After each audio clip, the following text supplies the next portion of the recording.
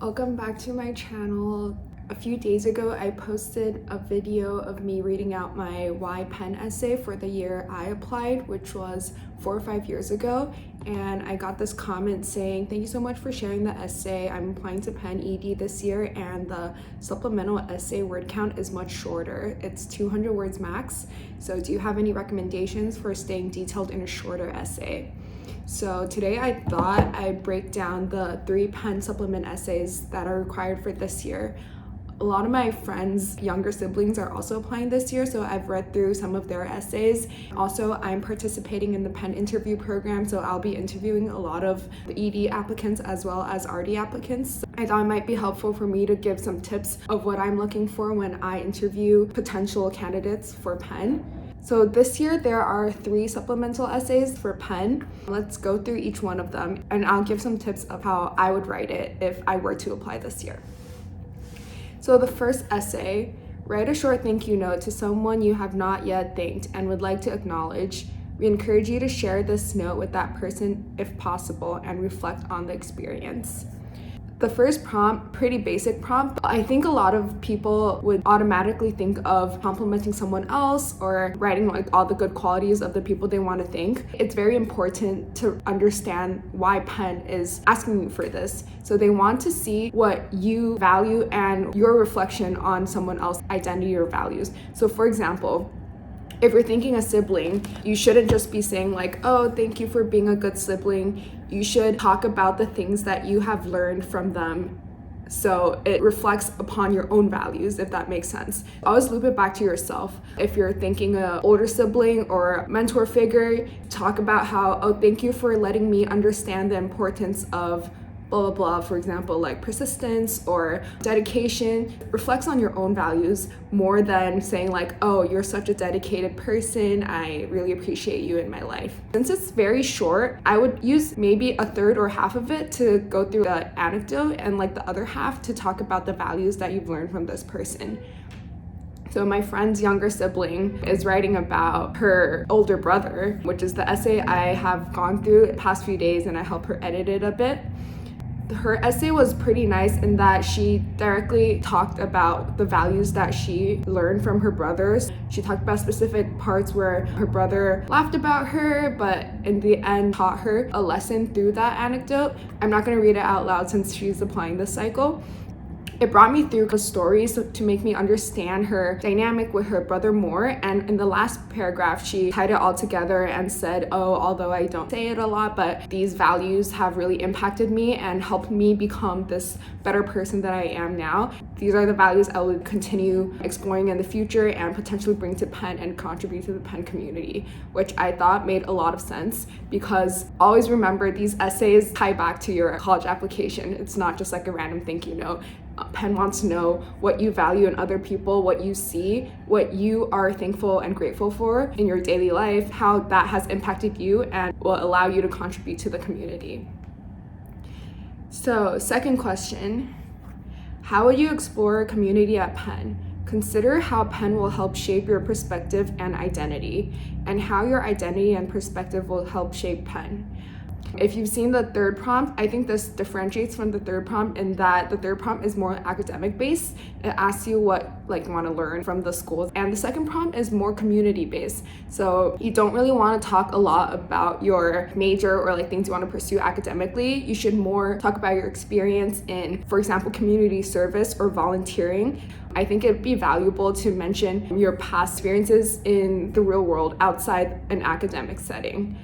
My friend's sister wrote about some of the clubs that Penn has, which is, I think, a good way to show the admissions officer that you did the research for Penn. There's a website, if you just search up UPenn clubs, there's a roster of all the clubs that Penn offers. There are a lot of academic-based ones, there are a lot of social-based ones.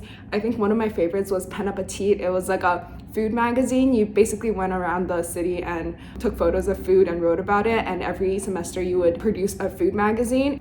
Even though that doesn't seem like it's very academically rigorous, it builds a very tight community at Penn, and I think that's what Penn wants to hear in the second essay, is how you would contribute to the community. My friend's sister mentioned a bunch of clubs that she would like to participate in, but she said apart from these clubs, one of the most important things is volunteering and community service to her. So she mentioned how in high school she is part of these volunteering initiatives and how she would like to bring that to Penn and continue her journey. And one of the feedbacks I gave her, let me actually read it out loud.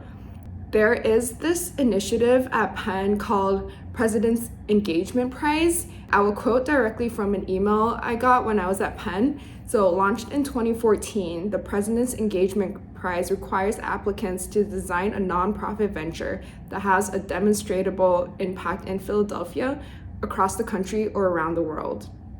So one of the feedbacks I gave my friend's sister was that, yeah, it's great how she talked about her current experience volunteering in high school. If she can tie that to potentially how she will continue and expand it into something that you could submit to this prize when she's at Penn, I think that would be very valuable, since it is coming from your own experience and tying to how you would contribute to the Penn community as well as the greater Philadelphia community or even nationwide. It ties your specific experience to something the school has to offer. It shows Penn that you have an idea of what Penn offers and how you would bring your own experience to that, which ties back to the prompt of how would you explore Penn and how Penn will help shape you. And moving on to the third prompt, considering the specific graduate school you have selected, describe how you intend to explore your academic and intellectual interests at the University of Pennsylvania. Basically, why us? I think this is like a pretty basic prompt that schools have. Why this school? This differs from the second prompt in that the second prompt asks you more about your own values and perspectives and shaping the community, whereas the third prompt specifically asks you why you're applying to this undergraduate school. So there are 4 undergraduate schools at Penn. There's Wharton, College of Arts and Sciences, Engineering, and Nursing.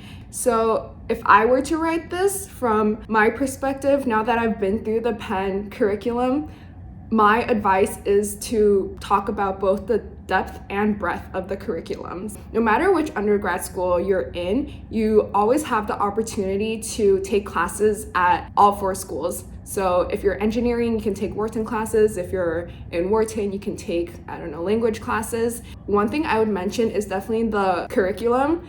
If you're in the College of Arts and Sciences, there's also a sector requirement. You have to take classes across like science, humanities, language. And if you're in Wharton, the first 2 years-ish are all like core classes, so you have to explore all areas of business. I would start with that and say the opportunity to explore beyond just like your specific major, the opportunity to shop around classes and majors to see what you're interested in, as well as the opportunity to take classes in undergraduate schools is very valuable at Penn. I would keep that short, maybe like just 1 or 2 sentences. And since it's asking about your specific undergraduate school, I think you should dive deep into the specific major you're going for.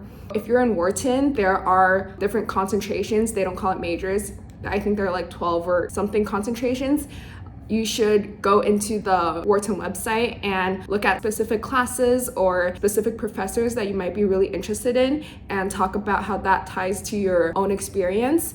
As well as, I know Wharton has a lot of research opportunities, so you can mention that and say how your intellectual interests align with what the university has to offer. Same with the other undergraduate schools. Dive deep into the specific major to show the school how your background and skills and experience has prepared you to enter this undergraduate school. One other thing is you can talk about beyond the classroom. Penn has a lot of opportunities for people to go to different places. There are business venture classes, there are global volunteering experiences. I know some of my friends went to Antarctica, there's Peru, there's San Francisco, like business ventures. Every year it's different, but there are these specific courses that allow you to go outside the classroom and go meet business owners or allow you to meet people you normally wouldn't meet in the classroom. So I think mentioning a couple of those opportunities that are very specific to Penn would also be very beneficial. So overall, I think those were the 3 main prompts. They're pretty short, 200 words, so you really have to cut to the chase right away there's like not a lot of room for you to kind of like come up with metaphors or anecdotes. My number one tip would be to remember to relate it to yourself. I think a lot of people get lost in describing, oh my God, all these amazing opportunities the school has to offer. Ultimately, the school knows what they are offering. They want to know how you would use these opportunities to shape your own identity and contribute back to the community. Always remember to tie it back to yourself. The second tip I have is to not be super generic. Find very specific points that you can talk about. Perhaps look on the Penn website, some clubs, some programs. Just mention specific names of professors or classes that you would want to take. It shows that you've done your research or you've talked to current students about this. Third of all, one of my advice for writing these essays is just to write everything down first. It might be like 400 or 500 words. You can write everything down and then cut things out of the paragraph. Reread your essays once you're done with it. I know the deadlines are coming up soon, but I think it always helps to write a draft of it and then maybe go to sleep or something, and then the next day reread it or give it to a family member or a friend to read it and see if it makes sense. I think my friend is a pretty good brother. He asked me to read his sister's application essay. So from an outside point of view, I can give like pretty objective feedback. It always helps to have an extra pair of eyes go through your essays. So those were the 3 Penn supplement essays for this year. I hope everyone is making progress on their applications, and good luck to anyone applying to Penn. Let me know if anything else would be useful for me to share, and good luck with interviews and all other applications too.